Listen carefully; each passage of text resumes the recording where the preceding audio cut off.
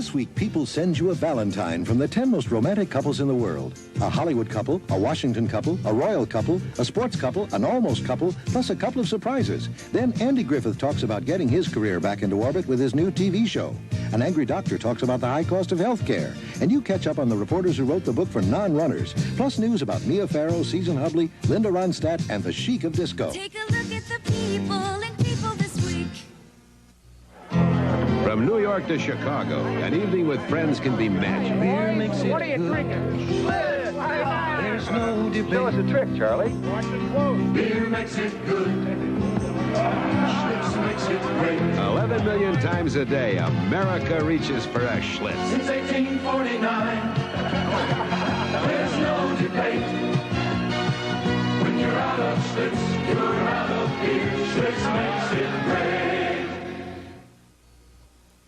Now that Jessica has a lover and a husband, what will life be like for her besides busy? Now that his high school love is going to introduce him to the Sunnies, what's in store for Billy? Now that Bert and Mary are back together, what will Ingrid Svensson do next? Now that Eunice has convinced Dutch not to break out, will she break in? And now, as if the Tates don't have enough trouble, what the devil is going on in the nursery? These questions and many others will be answered on the next episode of Soap.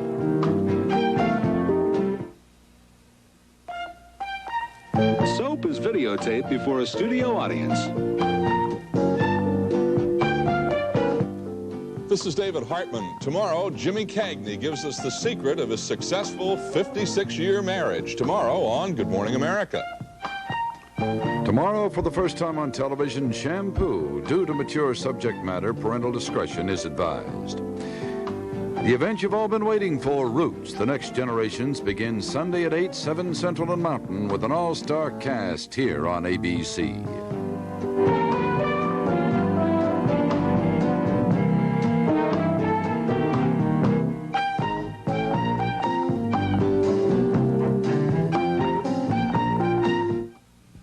Starting Sunday at 8, 7 Central and Mountain.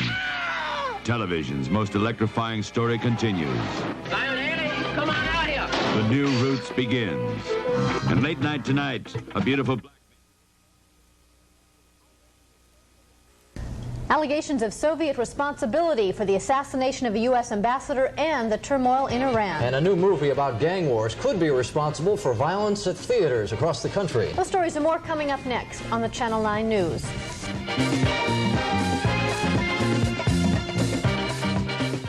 The Diet Right Cola Bill of Rights. You have the right to bear arms and bare legs and even bare tummies. The right to feel secure in your tight jeans. And above all, to pursue these rights, you have the right to a 1-calorie cola with real cola taste. Diet Right. Demand your right to the taste, the real cola taste. Diet Right. Demand that 1-calorie real cola taste. Demand your right. Diet Right. December 1945. A squadron of Navy fighter planes disappeared on a clear day over the Bermuda Triangle. One last radio message was heard. Don't come after me. They look like they're from outer space. Don't come after me. A search plane carrying 19 men also disappeared within 7 minutes. Now a new motion picture tells the secret of this bizarre event. Don't miss The Bermuda Triangle, rated G. Starts Wednesday, February 21st in theaters throughout this viewing area. Watch for this ad for the theater nearest you. This is KMSP TV, Minneapolis and St. Paul.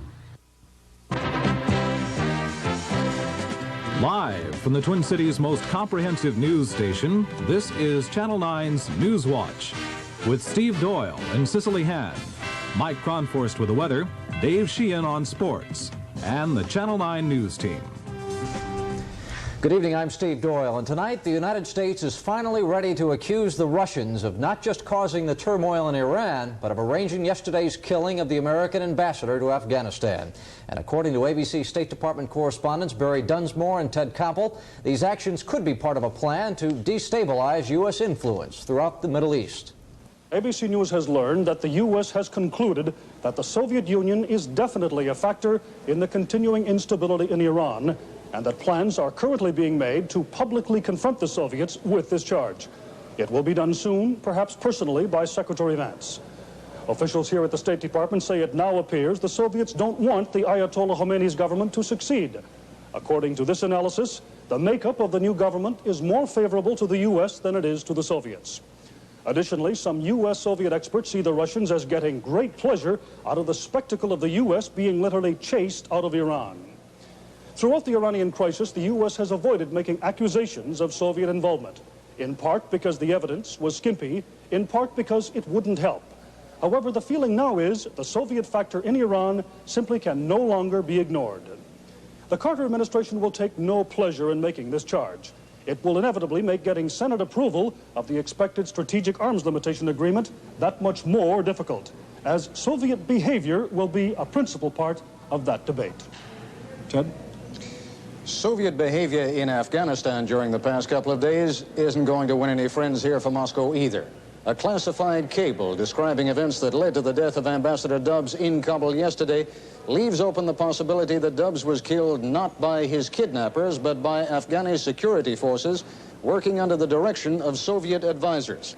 This much is known from official American eyewitness accounts. At the hotel where Ambassador Dubs was being held, U.S. diplomats personally asked Afghani security forces and their Soviet advisors not to use force in their efforts to rescue Dubs. That request was pointedly ignored. The security officer from the Soviet embassy was seen giving a special gun to an Afghani and instructing him in its use. 3 Soviets, including the security officer, were observed moving onto a hotel balcony and signaling Afghani snipers on how to position themselves. Before the assault took place, an American political officer rushed to the Afghani police commandant's office, which was serving as command post for the operation. The American was carrying an urgent cable from Secretary of State Vance, asking again that no force be used.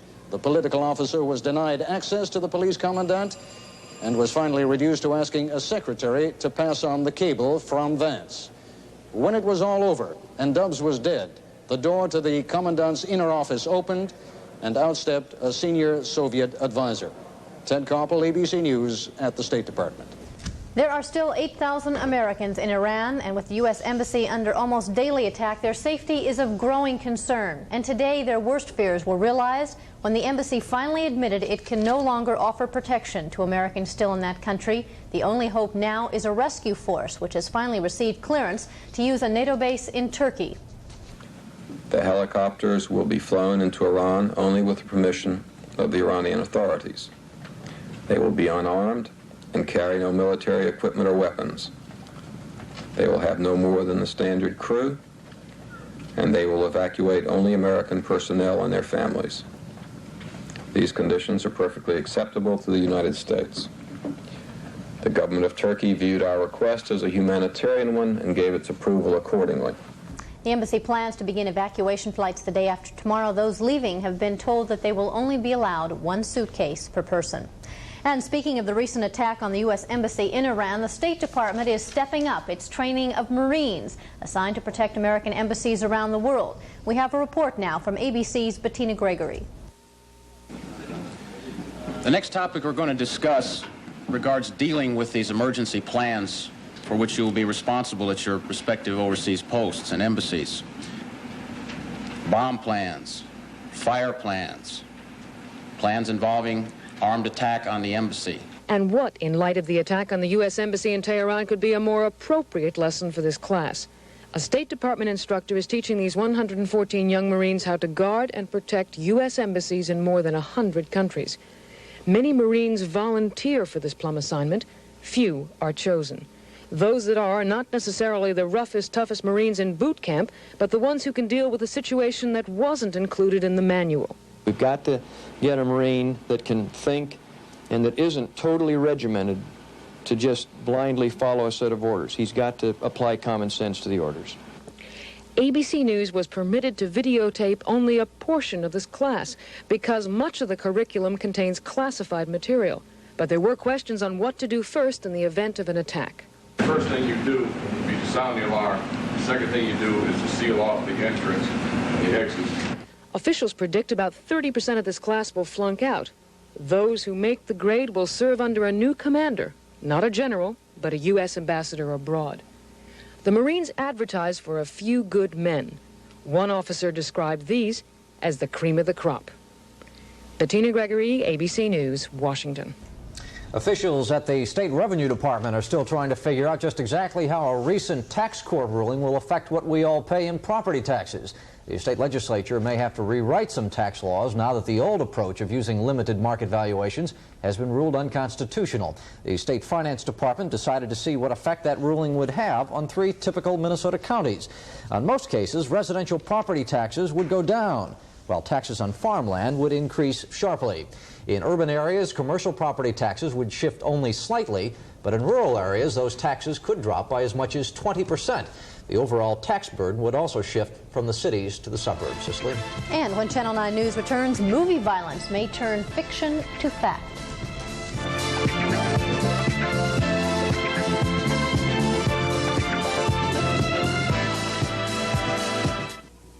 One egg or 2 for breakfast, Jimmy? Children, time for lunch. What do you want for supper, honey? Finish is made for the way I wash dishes. Finish detergent has 5 active cleaning agents to make sure my big loads get clean and clear. Try Big Load Finish. Get big loads really clean.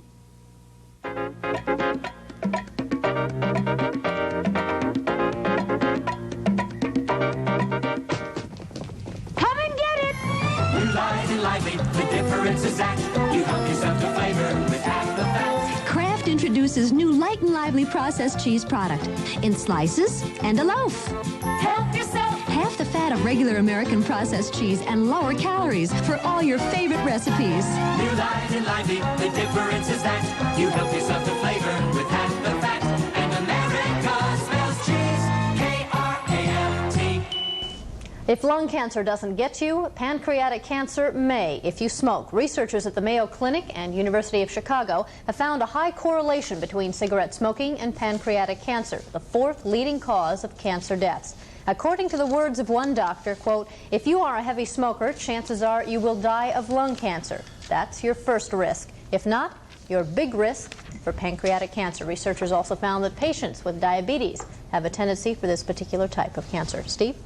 $10,000 worth of rare coins stolen in Roseau County have been recovered, and tonight 2 local men are in jail in connection with that theft. The stolen coins were seized at a Minneapolis coin shop, and shortly after that, the 2 suspects were arrested, one in Brooklyn Park, the other in Minneapolis. Those men are being held in Roseau County until charges are filed. There's a new movie in town called Warriors, and it's about the violence associated with street gangs. The only problem is the violence in the movie may be responsible for causing violence at some of the theaters which exhibit that film. The film, The Warriors, is on display at more than 500 theaters in the United States and Canada. You're looking at one of the tamer scenes from the movie that's described in a Los Angeles Times review as an insightful, stylized, and shallow portrayal of gang warfare that panders to angry, youthful audiences.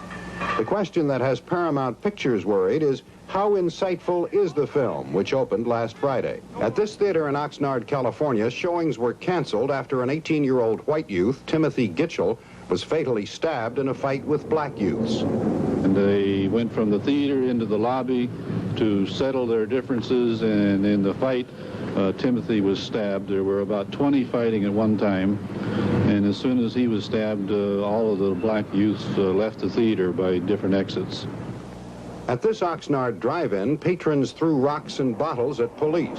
And at a Palm Springs drive-in, a young man was shot in the head. There have been reports of other, less serious incidents. This is a billboard on the Sunset Strip in Los Angeles. The movie has been heavily promoted. This ad in The Hollywood Reporter boasts of the box office success of The Warriors. But Paramount officials are concerned and have offered to pay for beefed-up security at theaters that request it. The film has been packing this Hollywood theater with no trouble so far, but Paramount officials admit an apparent relationship between the violence in the movie and the violence in the theaters. Stephen Gear, ABC News, Hollywood. And violence is also making the rounds at a local high school. Students, staff, parents, and community leaders are very concerned about classroom attacks and extortion at North High School in Minneapolis. Channel 9's Carolyn Tyler visited the school today to find out what's being done to minimize the problems. North High, with a student body of 1,500, is one of the larger schools in the metro area. It also has the heaviest minority population, nearly 50%. The school has problems that some parents and community leaders say school officials are unconcerned about.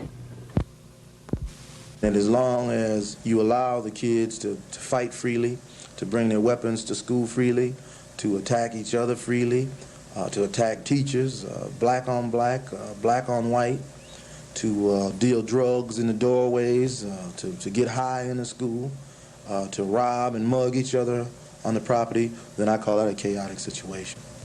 North High's principal, Dr. Larry Zimmerman, says he'll be the first to admit that his school is not an ideal place. We have had some extortions. We have, as most metropolitan school systems, most school systems have incident of drug use. And we're aware of that and attempt to work with that with the parents and with the students and through our chemical dependency program. Other charges leveled at school officials are that the curriculum at North does not stress the basics, that teachers are apathetic about the students. Principal Zimmerman says it's not apathy, it's low morale caused by massive teacher layoffs and transfers, which hit hard at black teachers. Community leaders like Spike Moss say something must be done to keep minority teachers in the school system and to eliminate the chaos at North High.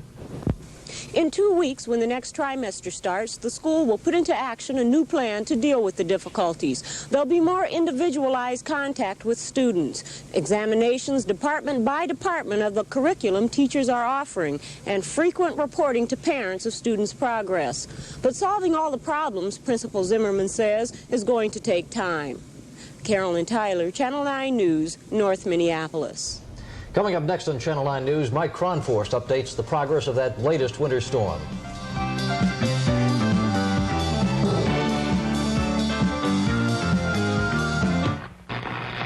Lasso herbicide by Monsanto helps put farmers in better control of their operations.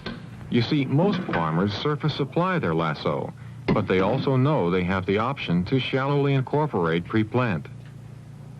How are things going, son? It'll be ready if we need it. Lasso is used by more corn and soybean farmers than any other herbicide. Coffee! Lasso, the herbicide for the man in control.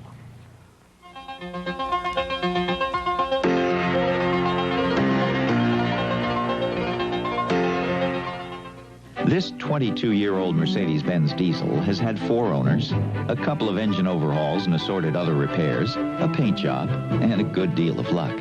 Even so, it's achieved something quite unexpected, even for a Mercedes-Benz. This Mercedes-Benz has been driven over 1 million miles. 1 million miles. The Mercedes-Benz diesel, engineered like no other car in the world.